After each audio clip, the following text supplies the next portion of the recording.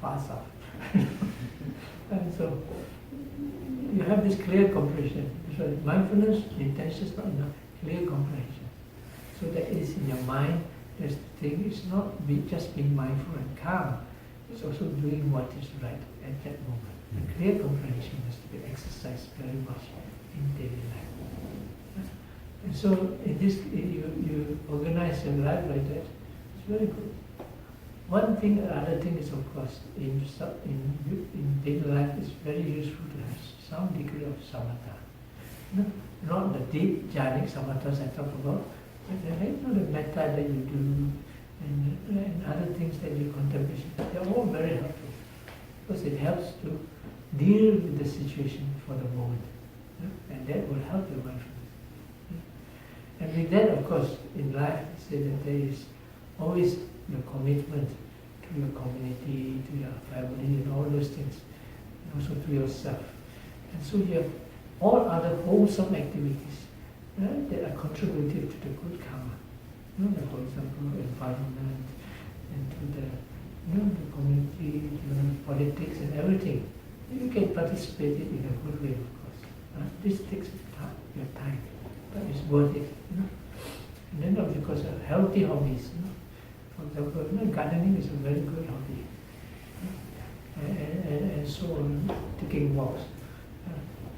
One of the things that I gained while living in Malaysia, coming to the West, I told them I left Malaysia, I gained back 20 years of my life.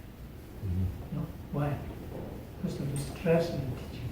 I was continued under stress in the teaching, physically. Because I don't have time to go to the toilet. I go to the toilet, people keep knocking at my door. Things like that, I don't have time. So I put a big notice in front of my door. Go away, leave me alone.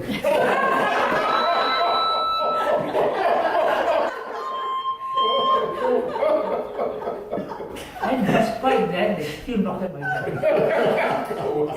I refused to open, but they keep knocking and knocking. So finally I opened. I asked them, didn't you see this notice? So they look at me. I didn't notice.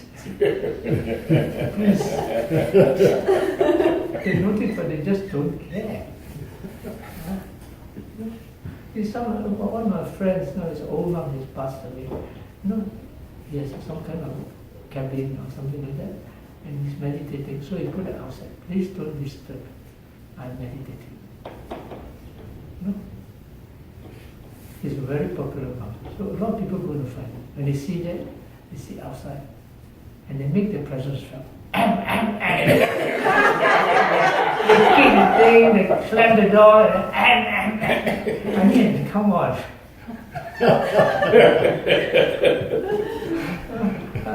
So that's why finally I ran away from Malaysia.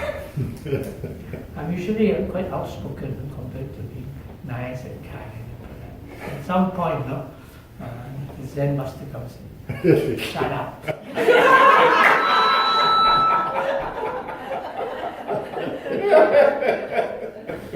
But despite that, they don't care. They go back and say, so bad, he scolded me, but they still stay on, So I had to run away. So we weren't that bad after all. No, you're angels.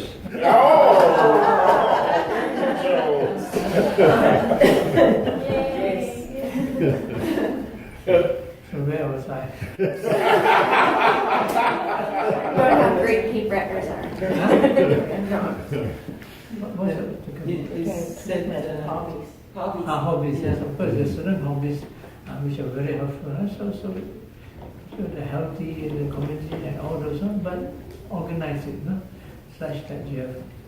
But sometimes you can't do everything, and so you put your priorities and so on and organize. And you maneuver through life's vicissitudes. You win some, you lose some, but you don't lose track of the direction. You keep going. So you make the best of life. What about computers? I mean, we all, I shouldn't include everybody, I find I spend so much time on the computer, on Facebook, on email. Like it's like it draws my family is not here in Cape Breton. They're all in Brunswick and around the world, and I'm always drawn there because I connect with them. I find it so hard. Yes, it's very, it takes so much, writing emails takes so much time. Exactly. Incredible. And that's just email. Yeah. Then I ask my friends about Facebook. Go for Facebook. Please don't do it.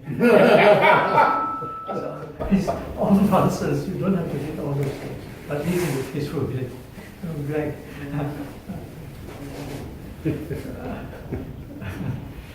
So, but it is very helpful. For example, I have this telephone.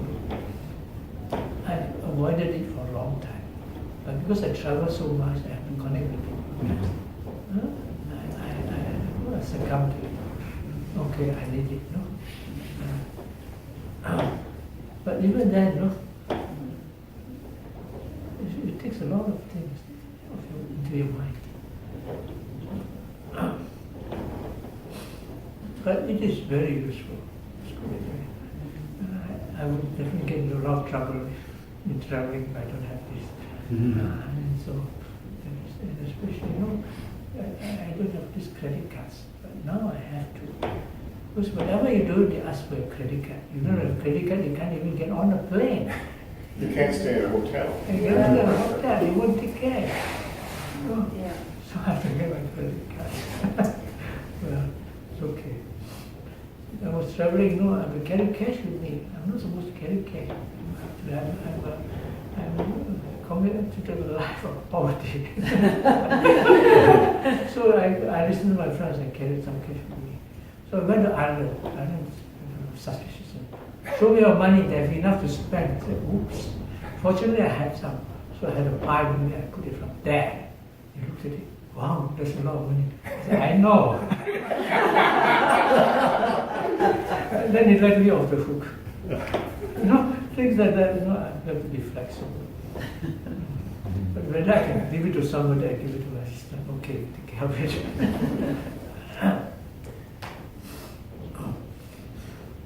Okay, that's what that. So I have this computer with me,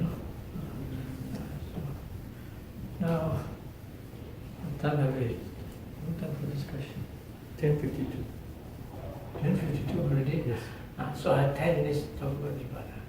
Just 10 minutes. Now we are working to this long-term goal condition, And so this is what we call Nibbana. But Nibbana is just a word. But so some people said that we shouldn't know anything about Nibbana. That's not true. You must know what you're heading for. Some people said that Buddha never said anything about Nibbana. That's not true. The Buddha said many things. It's all over the canon. But only that people don't mention it so much for some reason. So, but it is important to know at least rationally, intellectually, what Nibbana is, so that you know what you're heading for, and you know that when you're heading away from Nibbana, you know. As he said that, we don't know who is Arahant. Arahant is the perfected one, But we know who is not an Arahant. That is the difference, If somebody telling you, I'm the Buddha, I say, wait a minute. So you become very doubtful. So usually in the Buddhist countries, they know generally, So if anybody claims that they are Arahant, they may not say anything, they will just probably roll up their eyeballs. It's just like Italians, Italians, there's a saying, Somebody said, talking about strange things, he says, oh, today he saw Madonna. Madonna is Mother Mary. Oh, today he saw Madonna. And this is crazy. The Italian expression for somebody who is seeing things. So usually when somebody says that, well, take it with a pinch of salt. And I said, I hope he really has. No, that would be good. But I really don't know. Unless I suss him out. But it's not my business. I better suss out myself first. So as far as possible, well, I hope it's more important what he says. It's helpful rather than what he is. Of course, nowadays there are all these Me Too things. Of course, it doesn't mean that you simply believe everybody like a god. No. This definitely, if somebody has done some Me Too things, definitely is not a god. But you don't have to be so upset about it. But it doesn't mean that you don't do anything about it. No. You're very upset and emotional about it, you may start doing things which are end up having more things than you can chew. No? And causing more other havoc besides what is already there. So you take, when you're mindful, then you don't take actions. You take actions, but you consider your actions properly, that it does not create further havoc. The fact that you're affected by what he did, it doesn't mean that you're not right. You're right, but he's not all that wrong. He has said right things, has done right things before. And so you have to have a balanced mind. So there was somebody who started claiming to be an arahant and started writing books. Okay. I read his books. The books is technically all right. But as for him being an arahant, that is a different matter. But by claiming an arahant, every word he writes, I would take it with a pinch of salt. Extra careful. If somebody is not and he claims to be that, he has made the greatest mistake. Now, coming back to the Nibbana. So Nibbana is very lofty and what you call something that finally all this striving, serious Buddhists strive for. It is like a long-term objective, but you have to be realistic about it. It's not that easy. It doesn't mean I take a stick and hit you on the head and you become unconscious, you are in Nibbana. You experience voidness. No, you just fainted. And some people meditate and they get to blackouts. No? Wow, that's Nibbana. No, you fell asleep. And so on. Sometimes it's joy. When they go into joy, they can go into blackouts. And they come out, wow, it's just a peaceful state. So it's just swallowed up by joy. And so everything, especially this last part, you have to be careful. Because if you're not, and you mistake what is not as what it is, your door to liberation has been blocked. It's blocked. Because you don't, there is something in your mind that you think it is, so you cannot go beyond it. It's something very sensitive. Take for example, you cannot see it. Take for example, some people when they meditate, they have at the back of their mind, there are two extremes. Nibbana is total extinction. Nibbana is the totally freed mind. I was asked this question. Because there are two extremes. In Burma, often they refer to the extinction of mind and body. Not total extinction of mind, extinction of mind and body. The other, in the forest tradition, they talk about a freed mind. Okay. I wouldn't say those who say this are wrong. They may have actually experienced it, or they may not have. I said may not have because if they really is clear enough, they wouldn't use these words. So they asked me, which is right? I said, you're thinking too much. These are concepts, So because when they think of existence and non-existence, it becomes a barrier itself. Nibbana is beyond that. You say, Lokuttara, beyond. The other shore. So it is beyond that. So you cannot have either it is or it is not. Because you have is, the is something you already have in your mind. Is not, you becomes nihilism. You know? So you must have a complete open mind. Completely open mind. But this is important at the doorstep.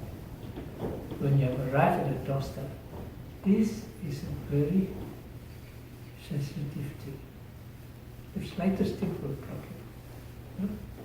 For example, one important thing that goes is obstacle is the fear of the unknown. It feels that it's going really fast in the tunnel, then after it stops. Hold it, the mind says, what are you getting into? See, that becomes a block. If he does not, he may actually go through. And I've seen more than one cases like this. The fear of the unknown. And the other one is expectation. Wow, it's going far. It's coming, finish, stop. So it's like the ultimate surrender or the ultimate acceptance. But that is the final purpose. Where is it here? You have no fear because the mindfulness is built up and you can trust your mindfulness. And so on. And what is happening to you is awesome. And to that level, it's always been more and more finer and good. Then you have this trust. So this is like that ultimate faith and surrender to the what is definitely what is beyond, the truth that is beyond, compared to samsara, is always better. You know? It may not be what we call happiness in the normal sense. That's why they use the word peace or freedom.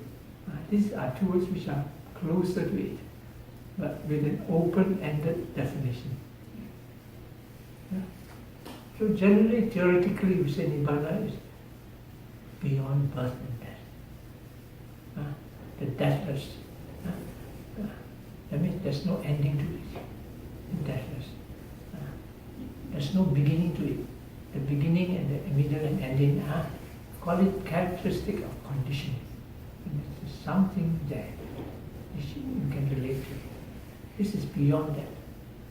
When it is called unborn, it does not mean that it doesn't exist. When it has not ceased, when it has ceased, it doesn't mean that it's that nothing is there. It's just something, a truth that can be realized, and it's truth that's even stronger and deeper than what we experience in every day. Except for those who haven't reached that level, they cannot relate to it unless you have reached to that level. And so the Buddha praised that part. He said, all Buddhas praise Nibbana.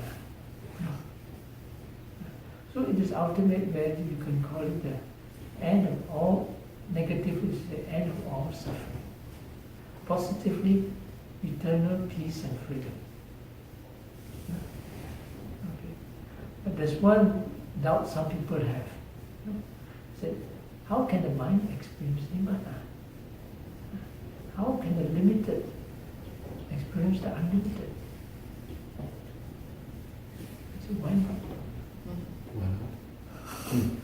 That's because your mind, you think of that, your mind is already closed up.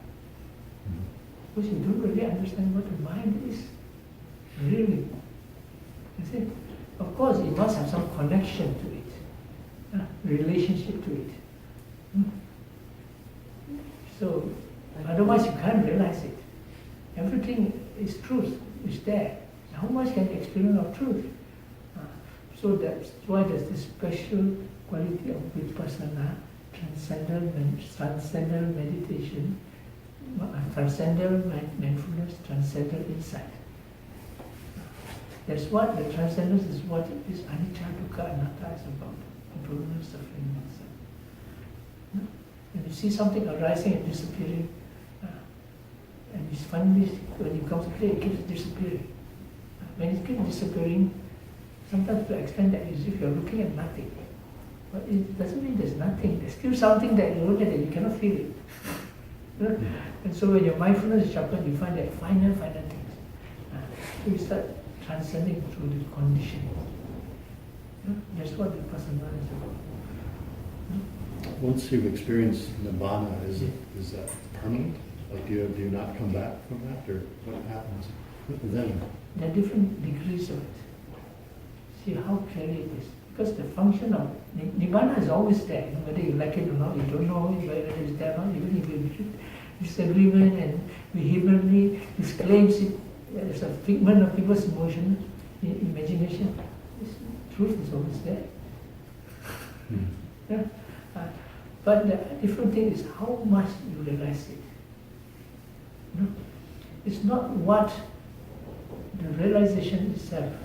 It is what nibbana does to your mind when you have realized it. Because once a person has experienced this nibbana, pow, the nibbana hits you in the face, so to speak. You cannot condition nibbana, but nibbana conditions you. Wisdom is a conditioning factor and a conditioning factor. But nibbana is only exists as a conditioning factor. It is unconditioned. Yeah? So depending on how much the person experiences nibbana, how deeply, how much the mind is being radically purified. Yeah? How much of this negativeness he has eradicated. So if nibbana is always there, It's always there. then is it always conditioning in some degree? Are we always being conditioned by it? Only if you have realized it. Okay, nibbana is here. When you haven't reached here yet, you haven't experienced it, you're only thinking of it intellectually. Because the mind has consciousness has not connected to it. You have not plugged it. But if you have connected with then the connection is there. Then it can influence you. Is it possible? Just like what the Krishna said, the Lord is always there. You have to open your door and the Lord comes in. Is it possible to experience it and not really know that you're experiencing it? No. You know what happens. Somebody said that when you experience nibbana, a monk said that, not me. You said what? A monk said that when you come to it, you will know it. You will know it. Because it's like a lightning that struck your head. You tell me your lightning strikes your head, you don't know. And there's something stronger than that. Yeah? But you may not intellectually know, describe what has happened. You may not intellectually able to describe it, but you know that you experience reality and something relative. It changes you profoundly. But if you have a slight theory about it, then of course very quickly you relate to. But if you have not, as a normal illiterate person but very clever and meditates again, you would know what is it, although it has completely zero theory of Buddhism. Yes? Among sentient beings, are only humans able to recognize nibbana? Humans, devas. The lower beings like animals and so on, no. Because their mental potential is not enough. Because have you gone into a deep samadhi, the monkey, that's it? No. Unless he is. But their animals are always present. I mean, they're fish present. Yeah, being present is one thing, but not deep enough. Not The samadhi is not deep enough and not in the right direction. But they can be pretty good in other ways. One example I give you is chickens. For example, chicken, when they sit on the eggs, they sit for a long time. Not hours on land. Now we can hardly sit for 1 hour. But it's not so mindful. The moment he gets up, he throws a temper.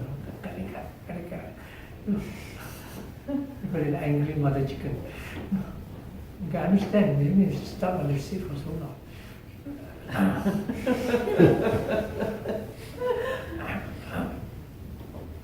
Do we have glimpses? Do we have glimpses of this from time to time? So what? Nibbana? No. No. Because it's experienced by the most developed and most refined consciousness, which does not normally occur. But if people who have been trained in the past before, then you get it's possible for insights to arise Every once in a while. once in a while. The people who have meditated a long time, because when they are even doing their work, it arises. Because they see it so frequently. And not normally. I'm trying to figure out what this nibbana is. I mean, is it? It's something that is always present. So it's always in the present moment? The present moment is quite close to it. Present moment is Quite close to it. So It practicing. is beyond the present moment. See, the present moment is like, you're at the doorstep of the different type of present. There's conceptual present and so on, so on, so on. The word present is a concept itself. So you bring the mind to the immediate experience. Now, once you go to the immediate experience, you're getting closer. But the idea is not about being present, but about timeless. You skip the concept of present to the timeless. When you go to the timeless, then you come face to face with it, what I always mention as the ultimate realities. When you come face to face with the ultimate realities, it arises and passes away. Then it opens a deeper door. So that's why it is as close as you can say to somebody who has not meditated. Okay? Yes. Is that the state that Buddha reached, is nirvana? What did you say, sir? I said, is that the state that Buddha reached? Yes. For example, we say that we don't say the Buddha died. We say the Buddha Parinibbana has attained Parinibbana. Because the Buddha, the person is gone completely out of the idea of the person altogether. So often he refers to himself as a Tathagata, past arrived. Which is not a person, it's just a state. So when the Buddha so-called physically dies, his body and mental parts have ceased, where is the Buddha? It's only reality. But he has known that all the time, totally and completely. So it's always at peace.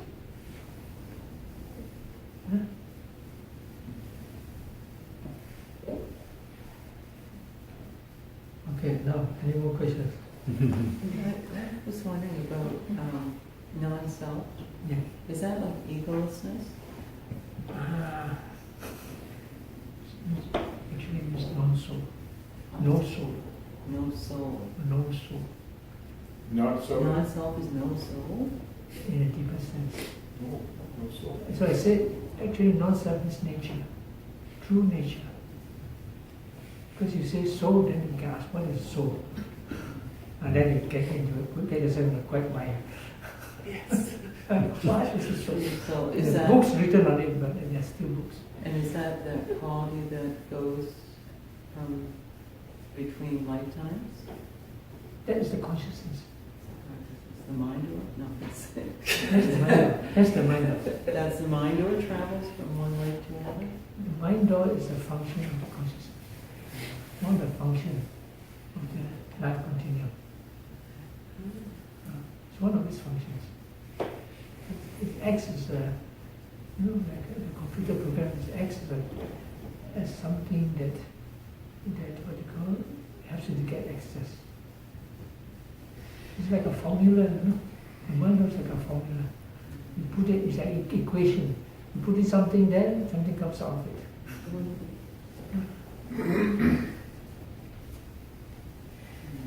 Yes. When you say there's, which I understand, no past, no present, no future, just is. Why do we talk about past lives? That's what I was telling about somebody, about conventional and ultimate reality. See, when conventional reality, like concepts, like Bill, Scott, these are conventional realities. Okay? It's okay. Telling somebody I can't tell it, it's all of you. But this Egyptian is saying that when we practice metta, we're having concepts, people as objects. Isn't that rather superficial? No? It's true, it seems superficial, but it's not. Because where do the concepts arise? It arises from the realities. You know? So we say Scott is a concept, but you don't forget about the anchor behind it in the consciousness. And you fly up, no. Hey, wait a minute. Then there's the end of you. So you cannot ignore because it is part of reality. Although it's like the surface of the water. The sea is very rough. It's just the surface of the sea. You jump in and see what happens to you. And so he said, when they say the mind is not a closed system, there's also one thing. You have to take into considerations all the effects from the past and all the effects of the future. It's one good example of anatta. This is a lady in New Zealand.